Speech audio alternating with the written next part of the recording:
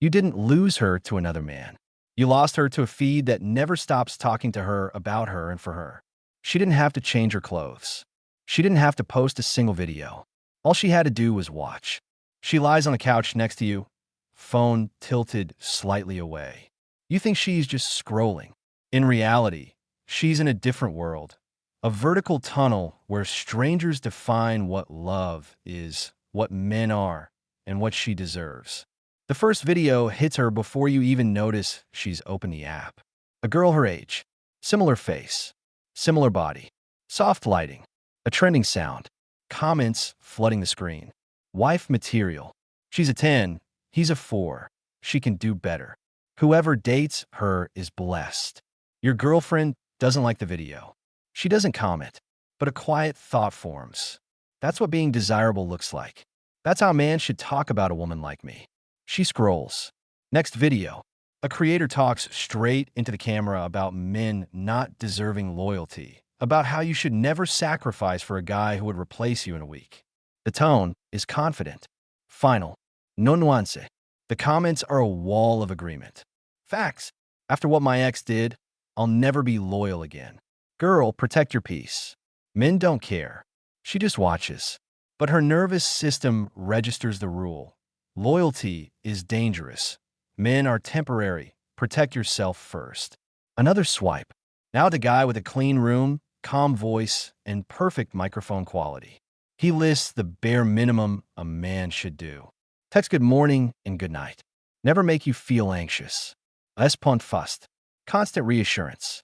Total emotional presence, no matter how tired or stressed he is.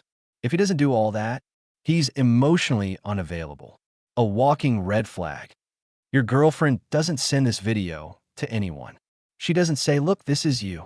But part of her mind starts building a silent comparison chart. You versus the standard. You, who sometimes come home exhausted and need silence. You, who forget to text back for a few hours when work explodes. You, who don't narrate every feeling you have in real time. She scrolls again. Now she sees a girl describing her toxic ex. He liked his alone time. He didn't want to talk during every car ride. He sometimes said no when she demanded something unreasonable. The creator calls him narcissistic, controlling, manipulative. The comments. That's my ex. That's my current boyfriend, OMG. I feel so seen.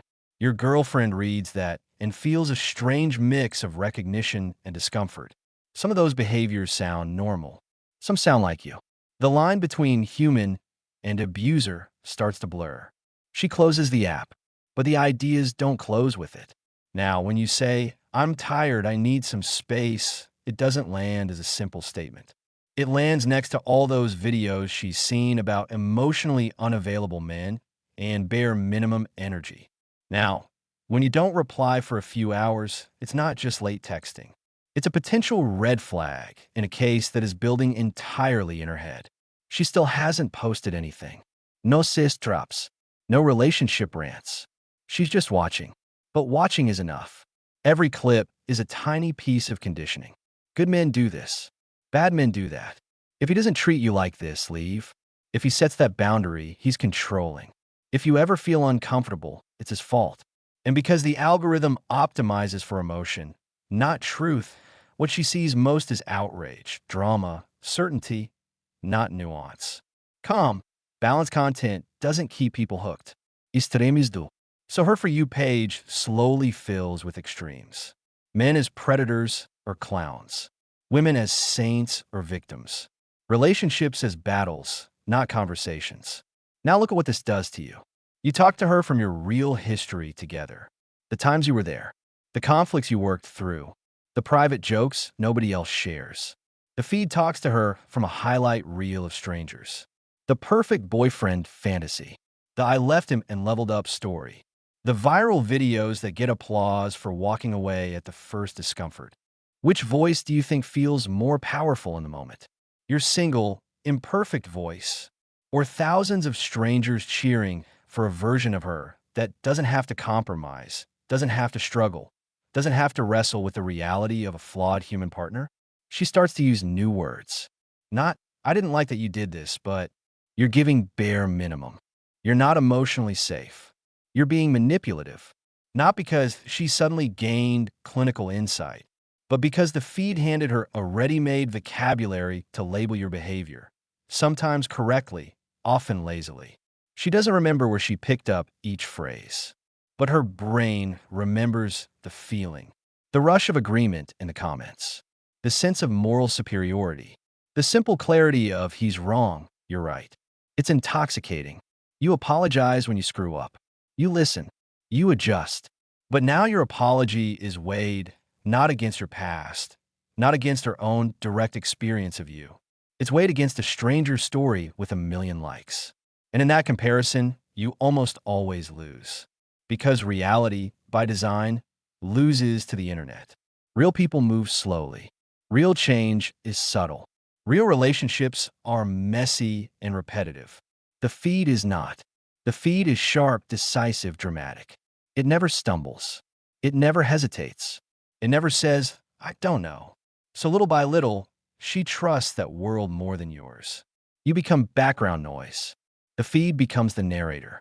She thinks she's just relaxing after a long day. She thinks it's just videos. But underneath, something fundamental is shifting. She is no longer learning what a relationship is from being in one. She is learning what a relationship is supposed to be from strangers who are rewarded every time they make her more suspicious, more afraid, more entitled. And you feel it without having words. You feel the new distance in her gaze, the new edge in her tone, the new court you're being tried in, a court you never entered, with laws you never agreed to. The moment she starts measuring you against her feed, you stop being a man and start becoming a case study. And that's only the first step. Because once the feed has taught her how to judge you, the next step is darker. It starts teaching her how to perform for everyone else. That's where this really turns. That's where you don't just feel misunderstood. You feel replaced. You didn't just lose her attention. You lost your role. At first, the feed only taught her how to judge you. Now it teaches her how to stand above you. She used to live the moment. Now she evaluates the moment. She's sitting across from you at dinner. The lighting is soft, the food is good, the conversation is fine. But in the back of her mind, a quiet filter runs. Is this shareable? Is this aesthetic? Would anyone care? If the answer is no, the moment drops in value. Real life is no longer just experienced. It's ranked. The algorithm showed her a million couples on beaches, in luxury restaurants, in cars with city lights behind them. Not real couples, but staged snapshots, perfect angles, polished edits. Without saying a word, those images tell her, this is what love should look like. This is what a relationship that matters should feel like. You, sitting across from her with your tired eyes and unfiltered face, don't stand a chance against that. Slowly, she stops seeing you as a person and starts seeing you as material. Not consciously, not maliciously, but practically. You become the man in the photo, the voice in the background of the story, the accessory to her life aesthetic. She takes a picture of the table, not of you. She posts the drink, not the conversation.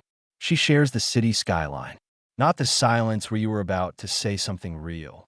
And every time the likes roll in, the message is reinforced.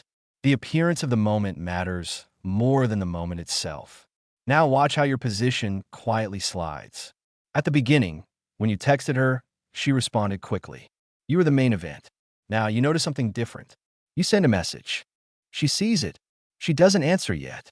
Not because she doesn't care, but because she's mid-scroll, locked into a stream that feels more urgent, more stimulating, more validating than your single bubble on the screen. You call her. It rings. She lets it ring while she finishes a video. A stranger's voice in a 15-second clip has priority. Your real voice can wait. She used to ask you for advice. Now, she says, I saw a video that said, and uses that as the final word in an argument. Creators she has never met become experts on your relationship. Their sentences become weapons. He's projecting. He's love bombing. He's gaslighting. Words she never used before. Words that immediately place you on the defensive. You feel cornered in your own life.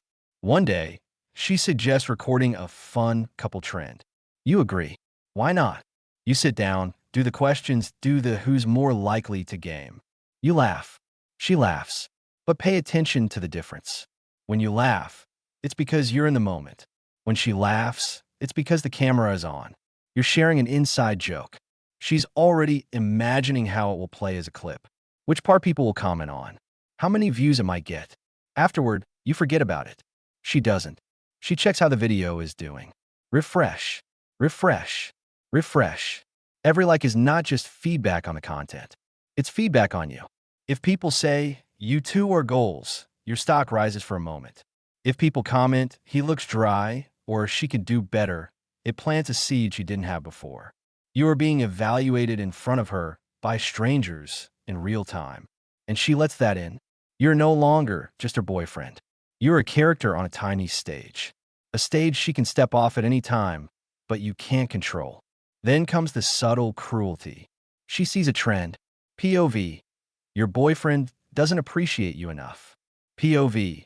You finally wake up and realize he's the problem. She laughs. OMG, this is so us. And shows you the video. Half joking. Half testing. You brush it off. You're not stupid. You feel the sting, but you move on. But inside, something shifts. You're being turned into a type. Not a unique person. A role. The distracted boyfriend. The emotionally unavailable guy. The man who doesn't deserve her glow up. She starts liking content that criticizes men who act like you when you're tired, stressed, human. She sends them to friends. They react. This. Now, there's a chorus. Your flaws are no longer negotiated inside the relationship. They're verified outside of it. People who have never met you are co-signing her frustration. And every agreement from them increases her confidence and decreases your authority. You feel it in small moments. You say, that's not how it happened. She answers, that's what manipulators say. You say, can we keep this between us? She replies, that's what they want to isolate you. She doesn't realize that she's quoting content, but she is. Your reality is being replaced by a script. Here's the real fracture. Once you become part of her story, she stops protecting you like a partner. She starts using you like a narrative device. You notice more screenshots. More you won't believe what he said, messages to friends. More moments where the argument seems less about resolving anything and more about having something to talk about. You're slowly being drafted into a role you never auditioned for. The supportive boyfriend, the probable boyfriend, the before in her eventual after I left him story. It doesn't matter what is actually true. What matters is what plays. Her loyalty shifts from us to my story, my image, my arc. The feed taught her that the girl who leaves the man who held her back is the hero. The comments taught her that there will always be applause waiting if she decides to walk away and post about it. And you can feel that, even if she hasn't said a word about leaving. You start to feel like you're on probation in your own relationship. One wrong sentence, one imperfect moment, one bad day. And suddenly you're not dealing with her. You're dealing with everyone she's been listening to. You're not arguing with a woman anymore. You're arguing with an entire platform through her mouth. The moment she starts seeing your conflict as content, you're no longer a partner. You're a prop. And props are replaceable. In the next chapter, this doesn't just stay online. It comes for the one thing that makes a relationship worth anything at all. The private bond that no camera can see. And what happens when that bond is slowly traded away for strangers' approval? You don't lose a relationship in one big betrayal. You lose it in 1,000 tiny trades. At first, she only watched. Then she started to judge. Now, something much more dangerous begins. She starts to trade intimacy for visibility. Intimacy used to mean this. Moments that belong only to you two. Conversations no one else hears. Weaknesses you show because you trust she won't weaponize them. But the feed has been teaching her a different logic. What is not seen does not exist. What is not validated publicly does not feel real. So slowly, almost harmlessly, she starts to move your private world into the public one. It begins with small leaks. She posts a vague story after an argument. Know your worth. Never beg for love. Energy doesn't lie. No names. No details. But you know it's about you. And worse, she knows that you know. She doesn't have to say, I exposed you. The point is not to describe the argument honestly. The point is to feel like the wounded heroine standing above the faceless villain. Strangers reply, "Proud of you. Don't let any man drain you. You deserve so much more, queen." Each reply is a tiny hit of superiority. Each one says, "You're right by default. He is wrong by definition." Your side of the story does not exist there. You're guilty by absence. She closes the app, feeling lighter. You stay with the weight of the actual conflict. Now, every time you open your mouth to explain, you're not just talking to her. You're talking to the invisible jury she's already appealed to. You can't see them, but they're in the room. In her posture, in the finality of her tone, in the way she says, "I don't need to justify how I feel." She's not just talking to you. She's performing as the version of herself they have applauded. The version who walks away from bad energy. The version who doesn't tolerate bare minimum.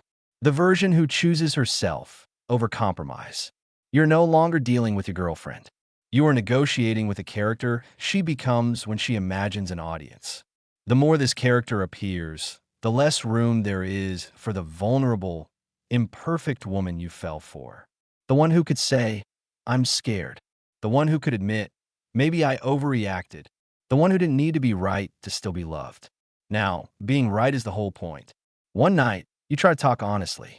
You tell her you've been feeling exposed, that it hurts to see your relationship turned into quotes and subtext, that you want some walls between you and the world.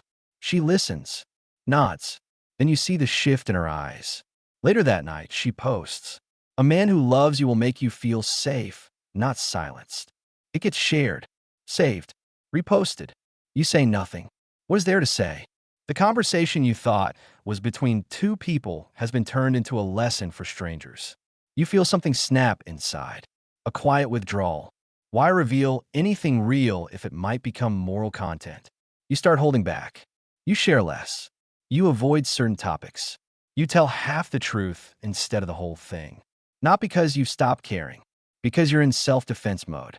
But to her, it looks like emotional distance.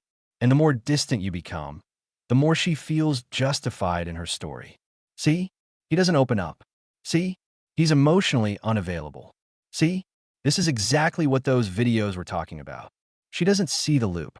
The more she externalizes your conflicts, the less safe you feel. The less safe you feel, the quieter you get. The quieter you get, the more evidence she thinks she has. You're trapped in a script you did not write. She once wanted understanding. Now she wants a narrative. She once wanted resolution. Now she wants validation. And validation is never as satisfying in private as it is in public. There's a moment every man in this position eventually feels. It's not dramatic. It's not loud. You look at her and realize you are not the most important witness to her life anymore. The crowd is. Your approval used to ground her. Now, their approval lifts her higher than you can reach. You say, "Can we keep this between us?" What she hears is, "Let's hide your truth." Because the feed has taught her that privacy is suspect, but exposure is power. You try to hold onto what's left of the sacred space. No cameras, no screenshots, no third-party commentary on every mistake. But you're fighting the gravity of a system that tells her the opposite. Expose everything. Name and shame. Turn pain into content. Turn doubt into confidence posts. You can't win that war directly. Because to her, your resistance looks like weakness, like fear, like guilt. She doesn't see that you are trying to protect the one thing that makes love different from performance. The fact that not everyone gets to see it. You become a man guarding a door she keeps opening for likes. And then it gets worse. Because if intimacy can be traded for attention, it's only a matter of time before loyalty is, too.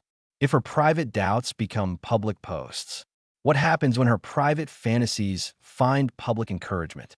When a stranger comments, "If he doesn't treat you right, there are thousands of men who would worship you." How long until someone in her DMs starts trying to prove that?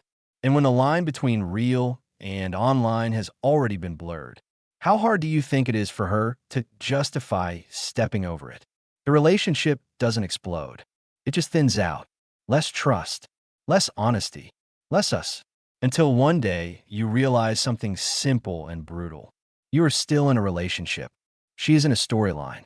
And storylines don't need truth. They need an ending. The only question left is, will she choose an ending that saves the relationship or one that gets more applause? You won't like the odds. She doesn't just consume content anymore. She carries it inside her like an escape plan. There's a version of her life that only exists on her screen. The version where she leaves you, chooses herself, and everything instantly becomes lighter, prettier, easier. She scrolls through it every day. A girl in her car, talking to the front camera after a breakup. I finally chose myself, she says. I wasted years on a man who didn't see my value. The moment I left, everything in my life upgraded. Cut. New apartment. New friends. New outfits. New trips. Text on screen. Never be afraid to start over. The comments. You're glowing now. He really lost the best thing that ever happened to him. This is your main character era. Your girlfriend doesn't hit like. She doesn't share it, but she watches the whole thing. She's not actually packing her bags. She's packing something else, a mental file labeled "If I Ever Leave." In that file, leaving is not a breakdown. It's a rebrand. She sees not the loneliness, the fear, the nights of doubt. She sees the highlight reel. She sees the applause. You, in that storyline, are not a complicated human being. You're the before picture, the dead weight she had to cut off to become who she was meant to be. The more of these stories she sees, the more one idea repeats. The woman who stays and works through the hard parts is invisible. The woman who leaves and announces it is celebrated. So what do you think her nervous system begins to associate with power? Not commitment. Exit. You can feel it in how she argues now. Before, a fight meant, how do we fix this? Now, a fight has a shadow question behind it. Is this my sign to go? She doesn't say out loud. She doesn't have to. It's already been said to her 1,000 times that week by strangers. If it makes you doubt yourself, leave. If it costs you your peace, walk away. If he was the one, you wouldn't be confused. No one on her screen will ever tell her the truth. That real love includes doubt. That real commitment includes discomfort. That real relationships are built by two imperfect people who sometimes scare each other and choose to stay anyway. Those clips don't go viral. The breakup arcs do. You notice her language shifting again. She says things like, I'm not going to lower my frequency for anyone. I don't want to repeat patterns. I refuse to settle. But you aren't asking her to settle. You're asking her to admit she's human, that you're human, that this will never look like a 12-second redeeming montage. That's not romantic enough for the feed. You can feel a distance now that isn't about anger. It's about detachment. She's rehearsing a version of herself that exists without you. Not practically yet, emotionally. She imagines how she would talk about this relationship if it ended. How she'd frame it. How she'd explain you. The toxic chapter. The lesson. The phase where I lost myself before I found myself. She begins to treat you like someone she might have to narrate one day. And once she does that, something crucial dies. You stop being fully present to her. You become already half in the past. You feel it in small ways. She stops dreaming with you about next year. She stops saying we as often. Her plans become lighter on details, more abstract. I just want to focus on myself. I don't know what the future holds. I'm taking it day by day. On the surface, it sounds reasonable. Underneath, it's the emotional version of packing a suitcase in the dark. She's not out the door, but she's not fully in the room. And you, like most men, do the same thing at first. Try harder. You become nicer, more careful, more afraid of making mistakes. You walk on eggshells, thinking that if you reduce conflict to zero, she'll feel safer and stop slipping away. But understand this. You are not competing with a better man. You are competing with a fantasy of life without a man. A fantasy where there are no arguments, no demands, no mirrors. Just her healed era, and a crowd of faceless supporters reminding her she did the right thing by leaving. You cannot out-nice an exit fantasy. You cannot out-sacrifice an algorithm that rewards her for breaking up more than it ever rewarded her for staying. So the question is no longer, how do I convince her to hold on? The question becomes, what am I still doing here if I'm being held on probation for a crime I haven't committed yet? There is a dark irony in all of this. She is terrified of being abandoned. That's what half the content she watches is about. Men leaving, men betraying, men fading. But slowly, without noticing, she becomes the one preparing to abandon. Not with malice, with ideology. Life is telling her one thing. The feed is telling her another. Life says, this man keeps showing up, even when it's hard. This relationship is flawed, but real. These moments hurt, but they can be repaired. The feed says, you're wasting your youth. He's holding you back. Imagine how much better you'll be once you finally let him go. Who wins? Whichever voice she spends more time with. You cannot hypnotize her out of it. You cannot debate TikTok. You cannot reason with an Instagram Explore page. What you can do is something colder, and for most men, much harder. You can see what is happening clearly and refuse to compete. You can stop begging for a place in a story that is already looking for a way to write you out. You can stop offering more and more proof that you're worth staying for to someone who is training her brain to believe there is always something better after she leaves. At some point, the most self-respecting sentence a man can say is not, I'll change. It's, I refuse to stay in a relationship where I'm being treated like a trial version of myself. And that is where all of this leads. Not to a clever trick to make her less addicted to her phone. Not to a hack to pull her back from the algorithm. But to a choice only you can make. Will you accept being silently compared, judged, and pre-replaced by a fantasy world you never joined? Or will you step out of the audition and live in a reality where you are with someone who is actually in the room with you? Because here is the last truth men don't like to say out loud. You can't fix a woman who is more loyal to her audience than to her own relationship. You can only decide how long you're willing to play a role in a show that was never written for you. By now, you've probably noticed something uncomfortable. This was never just about her. It was always also about you. It's easy to point at the screen and say, TikTok ruined her, or Instagram made her narcissistic. It's harder to ask a colder question. What does it say about you that you stayed while you were being slowly deleted? You watched her attention move from you to the feed. You watched private moments become public subtext. You watched her measure you against strangers and fantasies. And you hoped that if you were patient enough, loving enough, understanding enough, she would wake up, look at you, and remember who you were to her. But here is a truth most men never want to face. The more you tolerate being treated like a background character, the less believable you become as a main one. A woman can't respect a man who watches himself be downgraded and does nothing but explain himself and try harder. The algorithm trained her to crave constant validation. You let it train you to give constant justification. You didn't just lose ground to her phone. You surrendered it. Every time you swallowed your discomfort when she posted something that exposed you. Every time you laughed off a video that mocked men like you. Every time you saw her feed undermine your reality and said nothing because you didn't want to start a fight. You thought you were keeping the peace. You were quietly agreeing to your own erasure. This is not to blame you. It's to wake you up.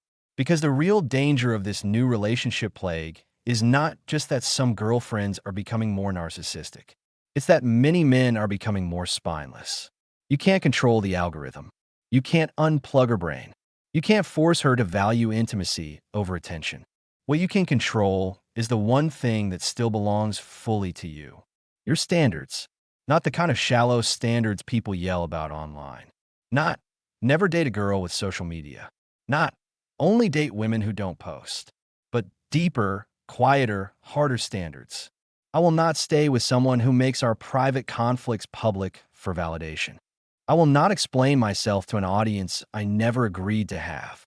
I will not compete with a screen for basic respect. You don't need her to change first for you to adopt those standards. You need to decide who you are in the presence of this system. Because the truth is, there are only 3 paths from here. On the first path, you stay exactly as you are. You keep arguing with her, indirectly arguing with her feed. You keep trying to prove you're not the villain in the stories she watches. You keep hoping that one more conversation, one more apology, one more grand gesture will finally outweigh thousands of micro hits of dopamine. It won't. On the second path, you go dark in the wrong way. You shut down emotionally. You harden, become cold, detached, cynical. You stay in the relationship physically, but leave it psychologically. You punish her with distance, but you never actually walk away. You become the ghost version of yourself. She feels it, and it only confirms the same narrative that pushed her here in the first place. You see, he was never really present. I was right to question him. On the third path, you do something rare. You look at the situation without self-pity, without self-deception, and you draw a line. Not a performative ultimatum, not a threat, a line. You tell her in calm, precise language what you will and will not live with. That you won't be turned into content. That you won't be silently tried and sentenced by her followers. That you won't exist in a relationship where an algorithm has more influence on her perception of you than your actual behavior.